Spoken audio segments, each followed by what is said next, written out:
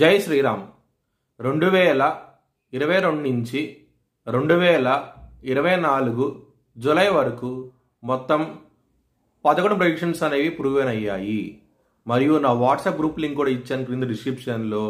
ఇది నిజమా కాదా అనుకుంటే కనుక ఈ 11 ప్రెడిక్షన్స్ అనేవి కింద డిస్క్రిప్షన్లో ఉంటాయి.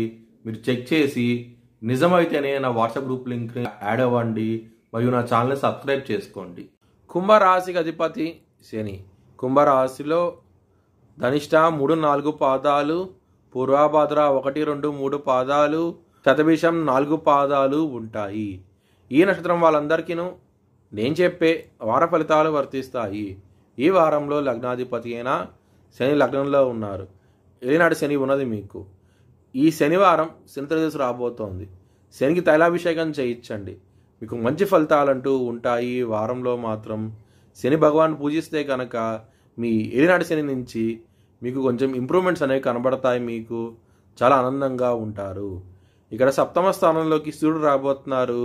దాని మూలంగా బిజినెస్ పరంగాను మ్యారేజ్ పరంగాను డెవలప్మెంట్స్ అనేవి స్టార్ట్ అవుతాయి.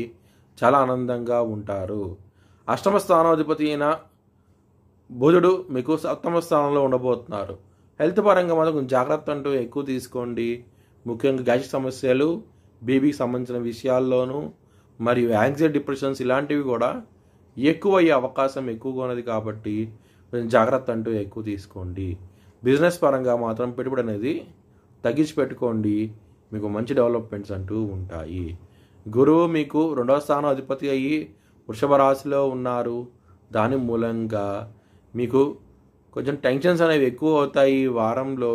మరియు కొంచెం బీపీకి సంబంధించిన విషయాల్లో కూడా ఇబ్బంది పడే అవకాశం ఎక్కువగా ఉన్నది ఈ వారం మాత్రము.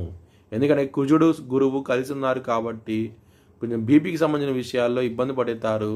ఒకవేళ మీ జన్మ జాతకంలో దశలు అంతర్దశలు యోగించకుండా ఉంటే కనుక ఇది వర్తిస్తుంది. ఎవరైనా సరే విదేశాలు వెళ్ళి సెటిల్ అవ్వాలనుకున్న వారికి ఈ వారం అనేది అంత అనుకూలంగా లేదు. మీకు ఇబ్బంది పడే అవకాశం ఎక్కువగా ఉన్నది. లవర్స్కి మాత్రం ఈ వారం అనేది అంత అనుకూలంగా లేదు. మీకు బ్రేకప్ అయ్యే అవకాశాలు చాలా చాలా ఎక్కువగా ఉన్నాయి. మీ భవిష్యత్ వివరాల కోసమై హెచ్ఎల్ఎన్ జ్యోతిష్యాలయాన్ని సంప్రదించండి. 2024 భారత్ ప్రైమ్ మినిస్టర్గా నరేంద్ర మోడీ రీఎలక్ట్ అవుతాడని చెప్పి నేను మార్చ్ 2022లో చెప్పడం జరిగింది. అది ఈ నెల ప్రూవ్ అయ్యింది. Thanks for watching this video. Please like, share and subscribe my channel.